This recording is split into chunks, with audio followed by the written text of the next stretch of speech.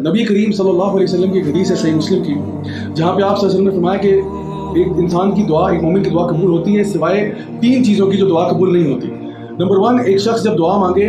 اور کسی گناہ کی دعا مانگے کہ اللہ میرے حرام رزق میں برکت دے دے یا میرے حرام ریلیشن شپ کے اندر فلاں چیز آ جائے، تو یہ دعا قبول نہیں ہوتی۔ دوسرا، وہ دعا قبول نہیں ہوتی جب ایک انسان قطع تعلقی کی دعائیں مانگ رہا ہو کہ اللہ مجھے میرے بھائی سے جدا کر دے، یا مجھے میرے پھپھو یا خالہ یا ماموں سے جدا کر دے، ہمارے ان سے تعلقات خراب کر دے، یہ دعا بھی اللہ سبحانہ تعالیٰ قبول نہیں فرماتے۔ اور تیسرا فرمایا وہ دعا جو جلد بازی میں مانگی جائے۔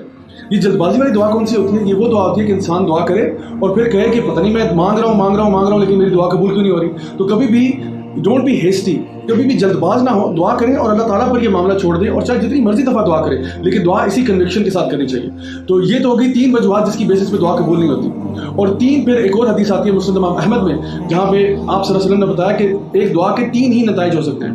یا تو یہ کہ اللہ سبحانہ تعالیٰ اس دعا کو قبول فرما دیتے ہیں اور وہ اس کے لیے یعنی قبول ہو جاتی ہے۔ دوسری بات یہ کہ اس دعا کی وجہ سے کوئی ایسی مصیبت جو اس شخص کی طرف آ رہی ہوتی ہے وہ مصیبت ٹل جاتی ہے۔ الحمدللہ، کتنی خوشی کی بات ہے کہ ہمارے پہ کوئی اگر مصیبت آنے والی تھی، ہم نے دعا کی، دعا تو قبول نہیں ہوئی لیکن وہ مصیبت اس کی وجہ سے ٹل گئی الحمدللہ۔ اور تیسری چیز یہ بتائی کہ وہ دعا اس کے لیے